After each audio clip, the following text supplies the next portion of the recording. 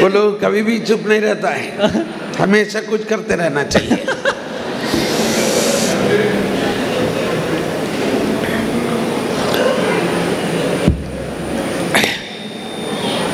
देखो, हमारा इस केरला में बाप्तिस्मा के लिए बोलता है कि ज्ञान स्नानम, ज्ञान स्नानम, बोलिए ज्ञान स्नान। ज्ञान स्नानम मतलब यह है कि ज्ञान से स्नान होना, प्रज्ञा से स्नान होना। उसका मतलब यह है कि प्रभु यीशु ही ज्ञान है, प्रभु यीशु प्रज्ञा है, और वो प्रभु यीशु में डूबना चाहिए। मतलब ईश्वर का उस प्रज्ञा और ईश्वर का ज्ञान में डूबना चाहिए।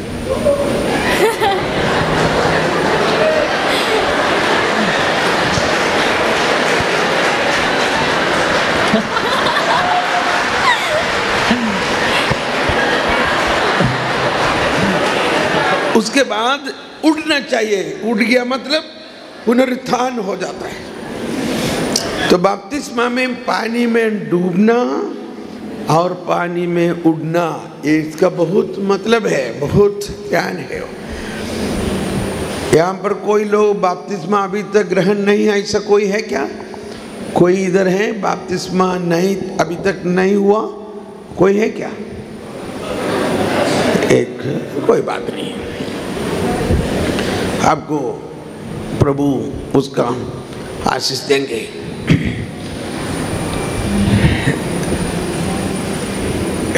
मेरा ऐसे अनुभव है, मैं बचपन से ही ईश्वर का ज्ञान के लिए प्रार्थना कर रहा था, ईश्वर का ज्ञान के लिए। और एक युवक होने पर भी लगातार ये प्रार्थना करता था, और अभी भी यही प्रार्थना कर रहा है मैं रोज। मुझे ऐसा लगता है कि मैं अभी भी एक स्टूडेंट है पवित्र ग्रंथ का एक स्टूडेंट मतलब एक विद्यार्थी, ठीक है ना? सही है ना? I am a student.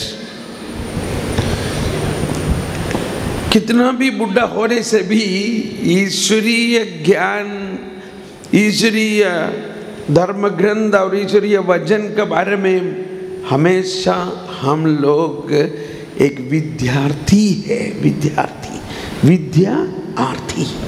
मतलब जो विद्या मतलब ज्ञान का आर्थिक, वो ज्ञान पाने के लिए तरसना चाहिए। वो ईश्वरीय ज्ञान प्रभु यीशु में भरपूर था। हम लोग सुसमाचार में कई बार लिखा है, प्रभु यीशु ने कहा, आओ मेरे पीछे चलो, मेरे पीछे हो लो, कम फॉलो मी। तो हम लोग सोचता है कि अच्छा, यीशु का समान हम ईश्वर का वचन का घोषणा करना चाहिए, छंगाई करना चाहिए। पहले वही मैं भी सोचता था, लेकिन प्रभु को अनुसरण करना, प्रभु का पीछे चलना मतलब कौन सा उम्र का यीशु को हम अनुधावन करना चाहिए, कौन सा उम्र में यीशु का, कौन सा उम्र का यीशु आपका मन में है? बोलिए, आपका मन में एक यीशु का एक चित्र रहे तो यीशु ऐसा होना चाहिए, वैसे यीशु के जैसा हम होना चाहिए। कौन सा उम्र का? खास करके सब लोग 30 साल का, 35 साल का सब सोचता है, लेकिन ऐसा नहीं सोचना चाहिए। यीशु का बचपन से हम यीशु को फॉलो करना चाहिए, यीशु का बचपन से। तो संत लूक एक सुविशेषकर्ता ने लिखा है, संत लूक ने लिखा है, प्रभु यीशु का एकदम छोटा उम्र पर कैसा रहा हो। लूकस का सुसमाचार अध्याय 2:40 से लेके वचनों पर ये लिखा है, यीशु कैसे इन कैसे बढ़ा, लिखा है 2:40, लूकस 2:40। बालक बढ़ता गया, उसमें बल तथा बुद्धि का विकास होता गया और उस पर ईश्वर का अनुग्रह बना रहा। सब लोग मेरे पीछे दोहराइए, बालक बढ़ता गया, उसमें बल तथा बुद्धि का विकास होता गया। बस the child grew and became strong and filled with wisdom. आजकल हमारे बच्चों को बल मिलने के लिए हम लोग क्या देता है, कॉम्प्लान, बॉर्नविटा, मल्टीविटामिन, है ना। और बच्चा पैदा होते वक्त हम लोग सोचते हैं इसको पढ़ा लिखा के एक तो इंजीनियर बनाना चाहिए, इसको डॉक्टर बनाना चाहिए, इसको कंप्यूटर इंजीनियर बनाना चाहिए, इसको अच्छा म्यूजिशियन बनाना चाहिए। कोई बात नहीं है, गुड। कोई ऐसा सोचा क्या उसका एक थॉमस पॉल जैसा एक प्रेरित बनाना चाहिए? ऐसा कोई सोचता है क्या? प्रभु यीशु जैसा प्रेरिताई काम किया, ऐसा एक प्रेरिताई काम करने वाला बनाना चाहिए, ऐसा कोई हमारा घर में सोचता है क्या? बोलो।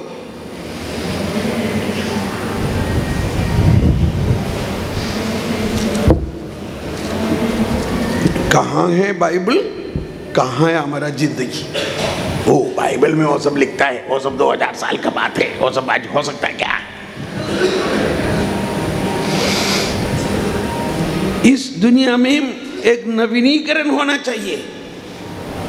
नवीनीकरण होने के लिए सिर्फ हम लोग जब बुढ़ा होने के बाद यहाँ पर आकर नवीनीकरण होने से सिर्फ नहीं होता है, माफ करना है ना, एक बात है ना। कब से नवीनीकरण होना चाहिए?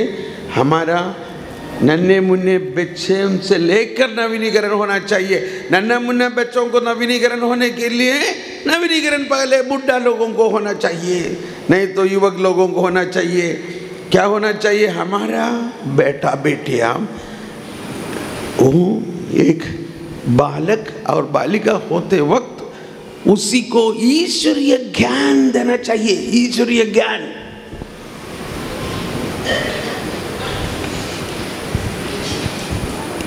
ईश्वरीय ज्ञान उस बच्चों को बहुत जल्दी मिलता है क्योंकि उनका हृदय निर्मल है ना, उसका हृदय निर्मल है।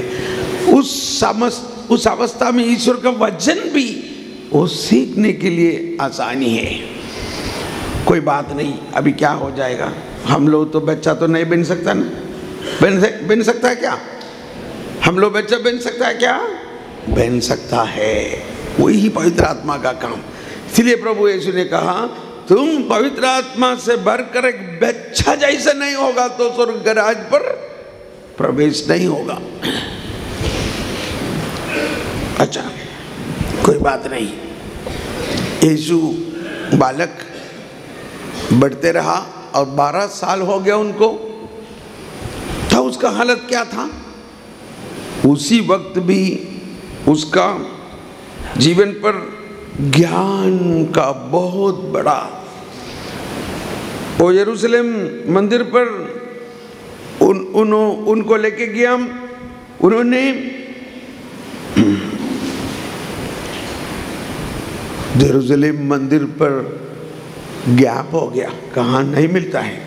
माता मरियम और संत जोसेफ ने चले गया। संत जोसेफ सोचा कि मरियम के साथ होगा बेटा, लेकिन मरियम सोचा वो पिताजी के साथ होगा। इसमें एक दिन के बाद ही मालूम पड़ा कि ये तो दोनों के साथ नहीं है। उसके बाद वो रात के बाद वो दूसरा दिन फिर वो वापस यरूशलेम आया। वो जहाँ पर रात को ठहरता था, वहां पर ढूंढा, वो कहाँ ठहरता था मालूम है? हमारी मार्ता, मरियम और लाजरस के घर में ठहरा था।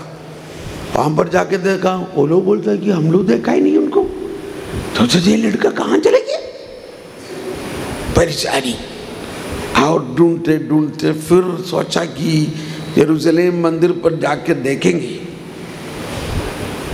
वहां पर जाके देखा तो उन लोग को आश्चर्य हो गया कि वो तो बड़ा लोगों के साथ बैठकर सुनता है और बातचीत करता है। अरे इतना छोटा लड़का, इस बड़ा लंबी, समझ गया ना? गुरु लोगों के साथ बैठता है और वो लोग इसका बुद्धि, इसका ज्ञान सुनते हुए, क्या लिखा है लूकास अध्याय 2 46 को क्या बोलता है? 46, थैंक यू। ये नंबर सब अभी देखो, मैं बहुत साल के बाद हिंदी में प्रवचन देता है। कैसे लगा आपको? समझ में तो आ गया ना? मेरा टूटा फूटा हिंदी, टूटी फूटी हिंदी समझ में आया ना? वो तो समझता है बस।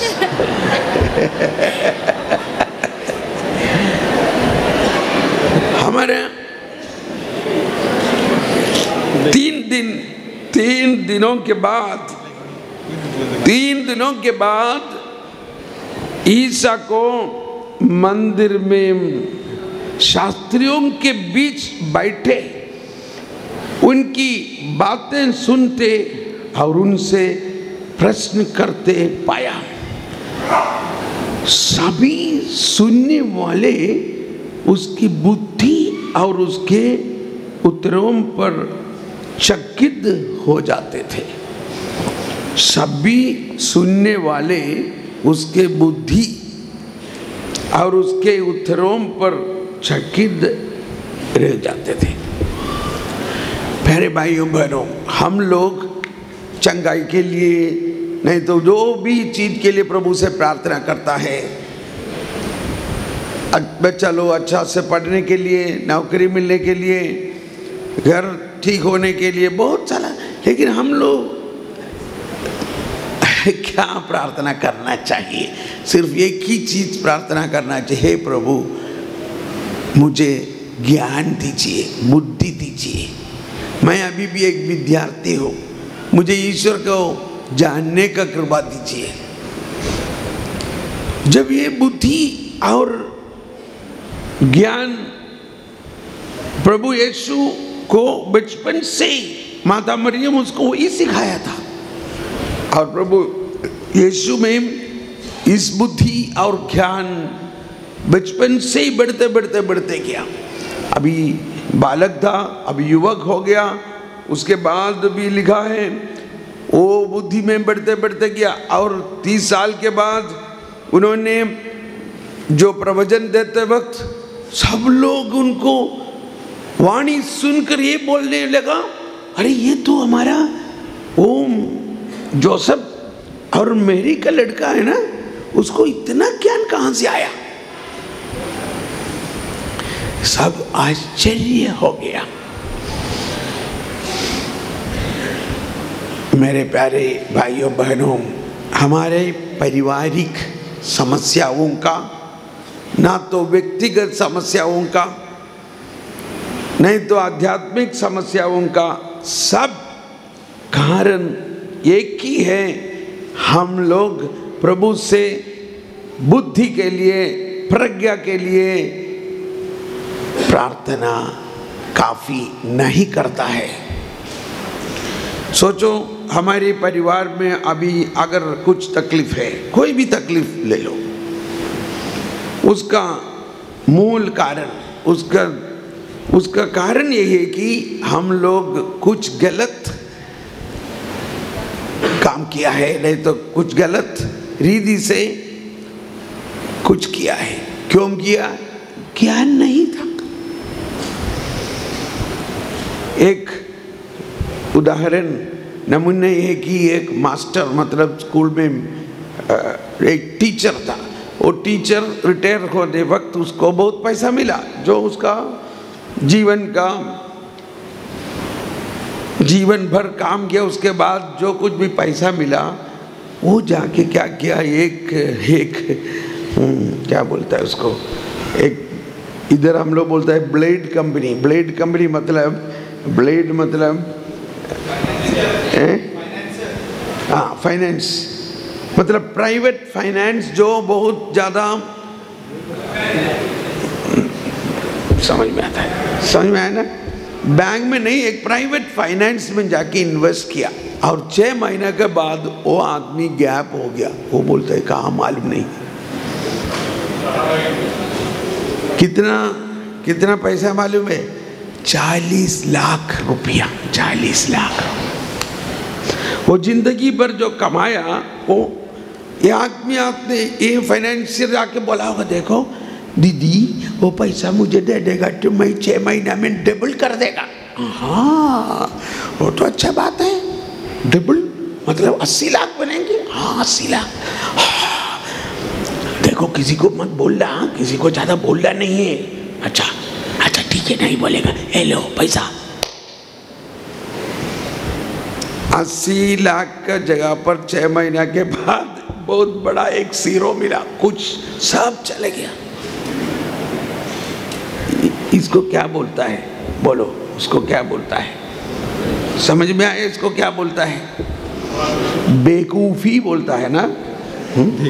मतलब बेवकूफी। Is that right? इसका मतलब ज्ञान, प्रभु से ज्ञान के लिए एक बात पवित्र आत्मा से पूछा, प्रभु से पूछा, हे प्रभु मैंने जिंदगी भर काम करके कमाया पैसा है, इसको मैं कैसा करना चाहिए, इसको कैसे इस्तेमाल करना चाहिए? हे प्रभु ज्ञान दीजिए। इतना पूछने से, इतना प्रार्थना करने से काफी है, प्रभु ज्ञान जरूर देगा।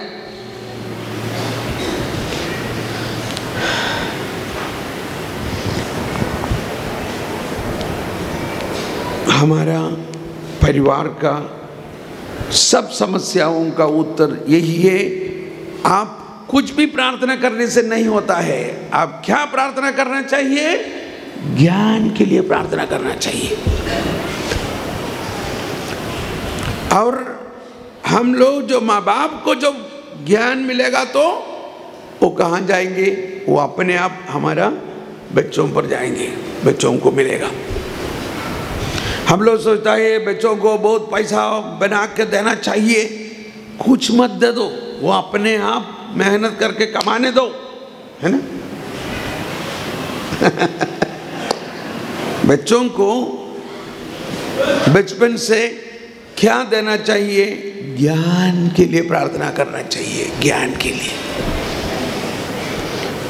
तो बाइबल में ज्ञान का प्रज्ञा क्या ग्रंथ है, प्रज्ञा क्या ग्रंथ, वो कभी कभी निकाल कर थोड़ा पढ़ना, और उसमें लिखा है ज्ञान मिलने के लिए क्या करना चाहिए। तो प्रभु यीशु ज्ञान से भरपूर था, और वो ज्ञान पवित्र आत्मा का काम है। पवित्र आत्मा भी ज्ञान देता है। आने वाले प्रभु के बारे में, प्रभु ईसा मसीह के बारे में यशायाह नबी का ग्रंथ पर 11 अध्यायों पर भविष्यवाणी दिया था कि ये आने वाला प्रभु यीशु, ये मसीह जो आएगा वो कैसे होगा, वो कैसे राज्य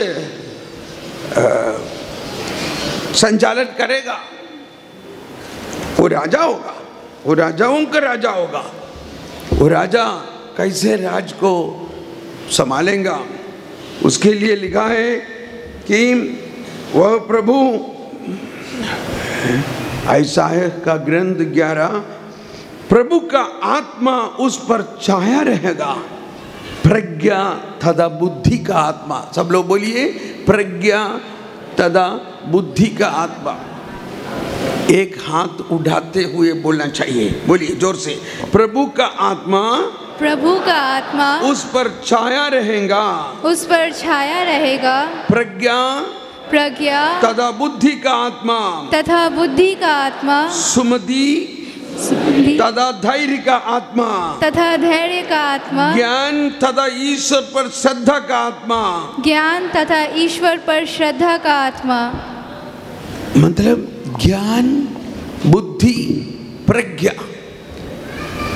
सो पवित्र आत्मा प्रभु पर शुरू से इतना ही ज्ञान दिया है कि प्रभु यीशु जो उसमें विश्वास करता है उसको सब ये ज्ञान ऑटोमेटिक अपने आप मिलता है।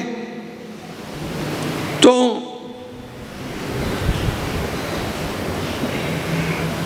क्या बोलेगा, बपतिस्मा का समय पर गिफ्ट दान मिला है ना, दान तोहफा मिला है। वो तोहफा, हम लोग को बहुत कुछ तोहफा मिलता है, लेकिन प्रभु ने कुछ तोहफा दिया है बपतिस्मा के द्वारा। मालूम है क्या है वो तोहफा? ईश्वरीय ज्ञान, प्रज्ञा, बुद्धि। लेकिन वो तोहफा का बक्सा अभी भी ऐसा ही है, खुला नहीं अभी तक।